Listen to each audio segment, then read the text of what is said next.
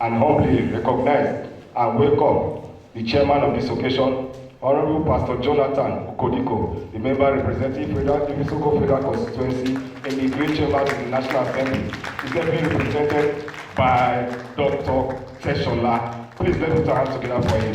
He's not here because we all know what's happening in Lagos, in Abuja right now. He's in Abuja with the governor to do official assignment. Please let's recognize him and let's join our hands together as he comes in to give us his opening remark. Mr. Chairman, sir. Thank you very much. Good afternoon, distinguished ladies and gentlemen. Permit me to leverage on already established protocol. I'm going to be giving the remarks of the chairman of this occasion, Honorable Engineer Jonathan Okodiko, member representing Isoko Federal Constituency in the House of Representatives. I am delighted to be in your midst at this auspicious occasion of the year 2024 edition of the MIRIS Annual Public Service Lecture. I would like to commend and congratulate Sir Fidelis and Dr. Mrs. Rita Egubo for betting the idea to immortalize their daughter, Stella Maris Chukwufunanya Egubo, with this annual public service lecture, of which we are witnessing the 5th edition today. I have perused and dissected the topic of discussion for today, Flight of Talent, Navigating Nigeria's Brain Drain Predicament, to be delivered by no less a person than the renowned Professor of Computer Science and pioneer Vice Chancellor of the University of Delta Agbo, Professor Stella Chinye Chemeke. I am very well convinced that she is adequately qualified and well prepared to deliver on this all-important topic of concern to our nation and the world at large. As a preamble to the keynote speech, let me bring to the fore my experience as a private sector player and as a politician and representative of the Isoko constituency in the Federal House of Representatives. As an oil and gas professional, I have, through my interest in the downstream and upstream sector, provided jobs for numerous Nigerians.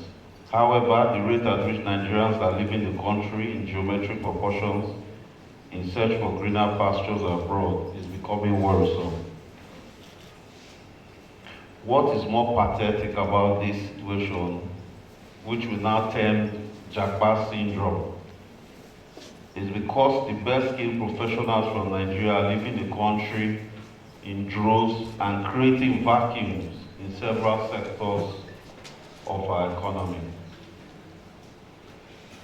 Without preempting what will be dissected by our respected guest speaker and well-chosen panel of discussants, perhaps what is fueling this flight of talents from our country may include economic hardship, lack of jobs, gross unavailability of power for production, inflation, and galloping exchange rates, among other factors. The exodus of highly educated and skilled individuals not only deprives Nigeria of its human capital, but also worsens the brain drain predicament.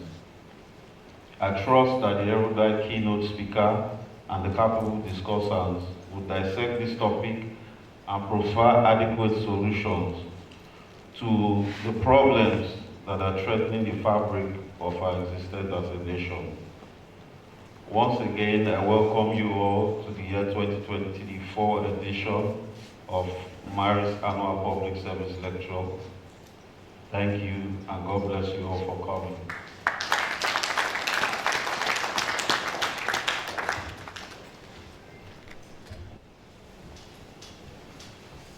The guest of honor, who is unavoidably absent and represented here today,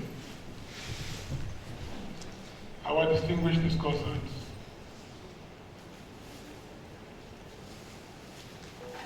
the guest lecturer, distinguished ladies and gentlemen, good afternoon. Good afternoon. Good afternoon, sir. I thought we were all happy to be here. The chairman of Maris Trust Council, as has been said, is unavoidably absent and has asked me to stand in for him. I'm going to take his welcome address. So every word I'm going to mention here it's not mine.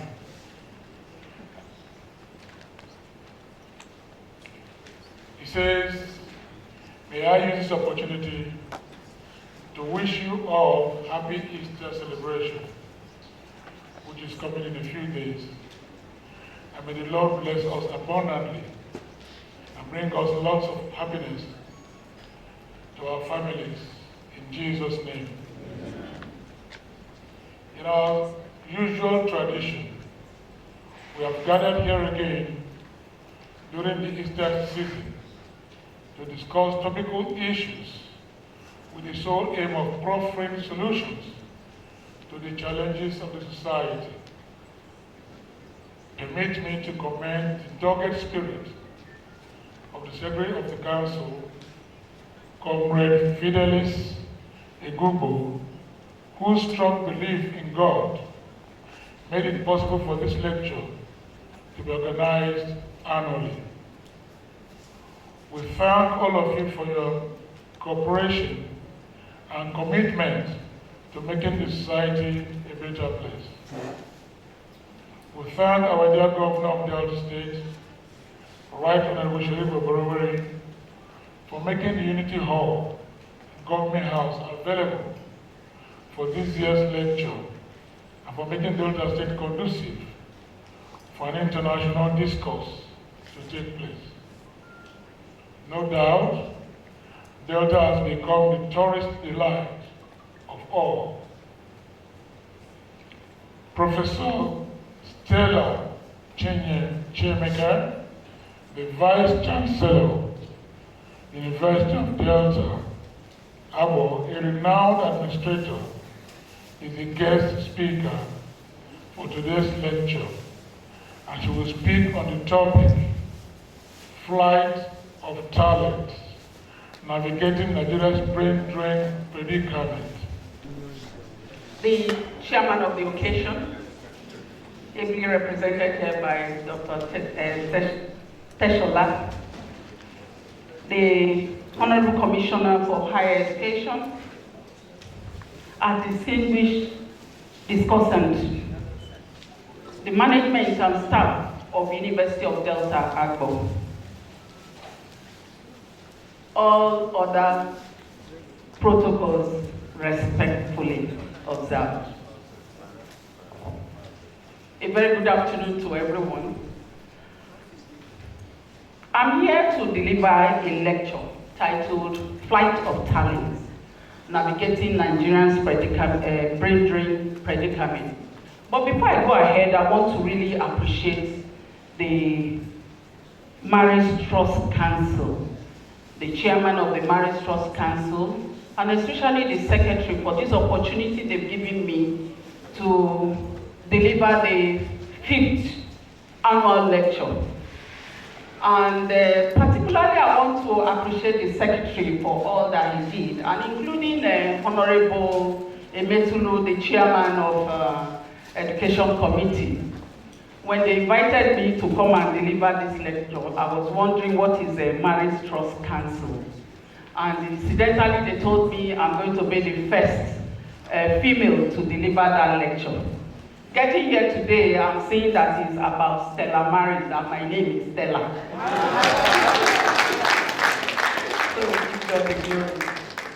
So this presentation is really around the flights of talents.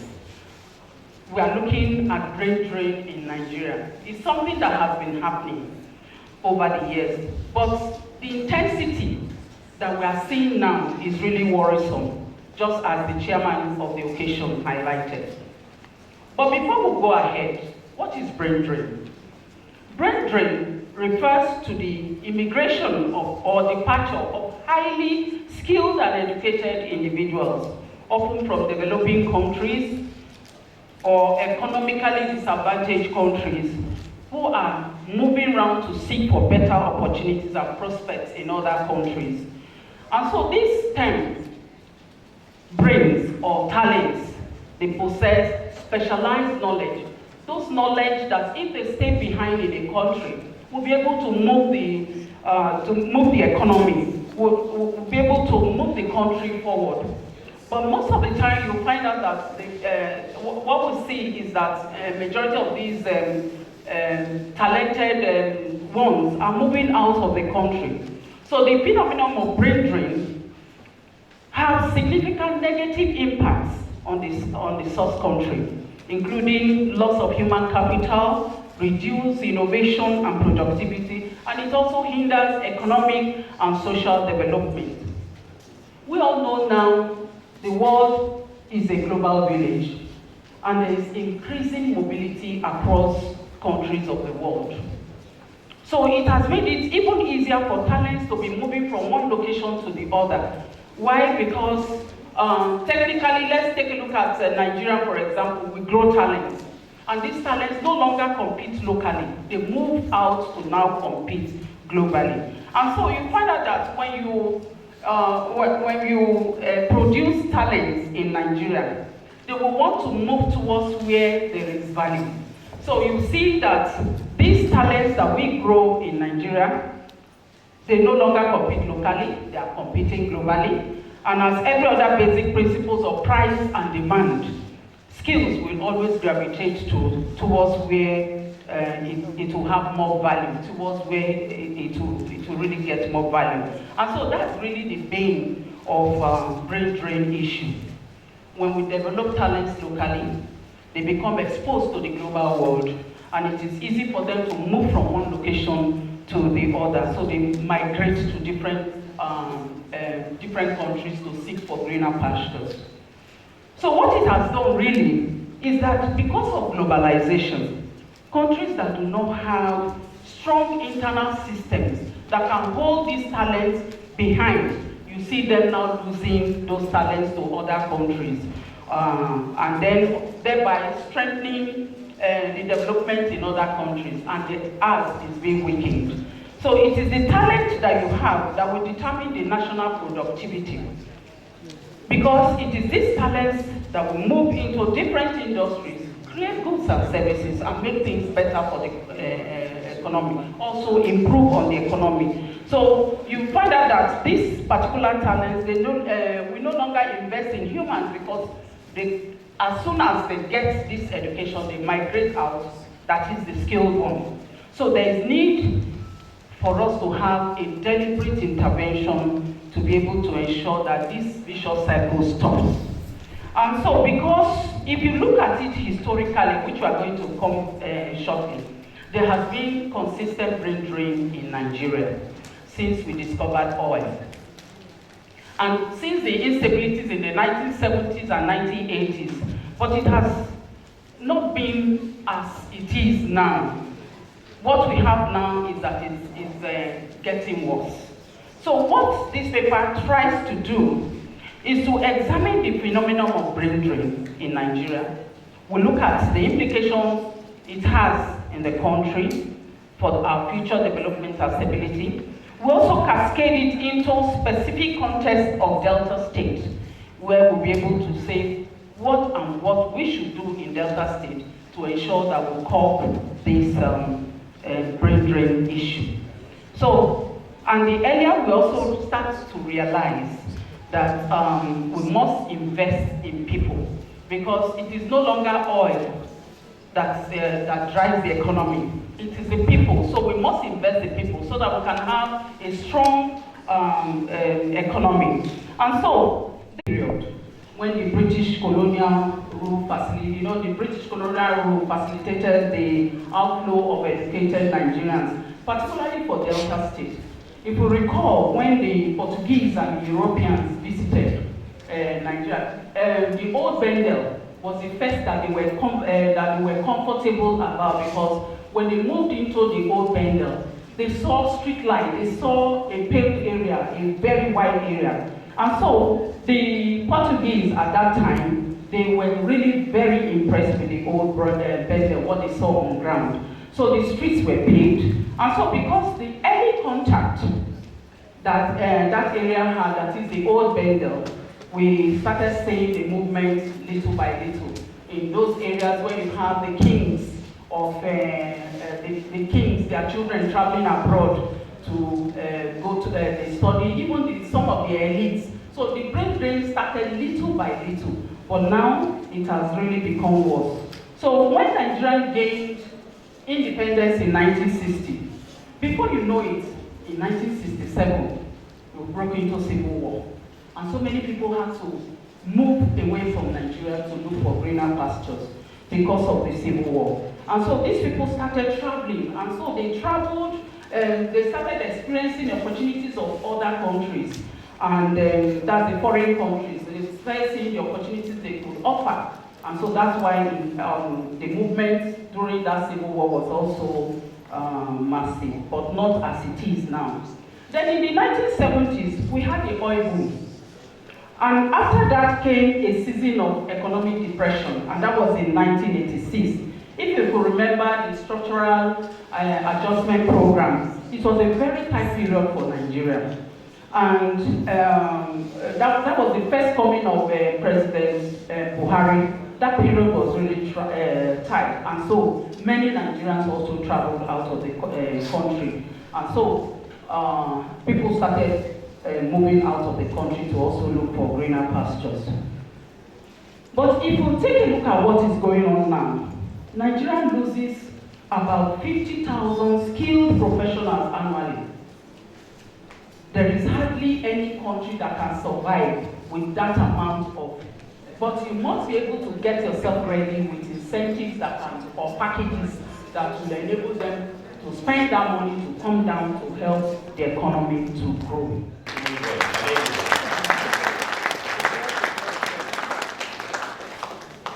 The truth is that we were all arrested. I just hope that we were arrested by what she was saying, not by her beauty or her voice. Yes, but I think we were arrested by what she had said. For me, as somebody who is involved in literary criticism, I have issues with an aspect of that paper. And one of the issues is, she didn't actually tell us if brain play is a course or a lesson. Yes. In a country that many see as failing, has brain drain not helped in the area of security, in the area of unemployment, and many more? We will go into them. Because if those Nigerians had stayed here, how would you have coped?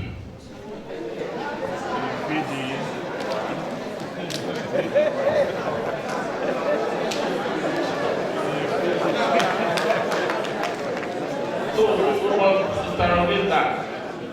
Brain drain.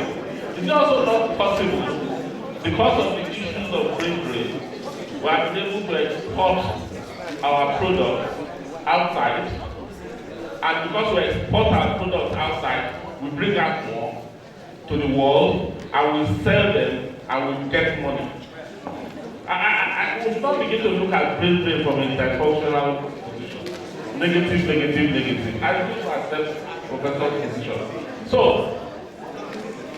Heavenly Father, we thank you for this wonderful opportunity to gather the people in need of your help for our society. We know that movement is one of the activities of a human being, and migration has been part of human history. But the flight of talent is not a new one. I'm going to say as we pray, you cannot gather and throw away and you'll be rich. We are no longer worthy. Nigeria is hemorrhaging. Stop this hemorrhage for us. Strengthen the society.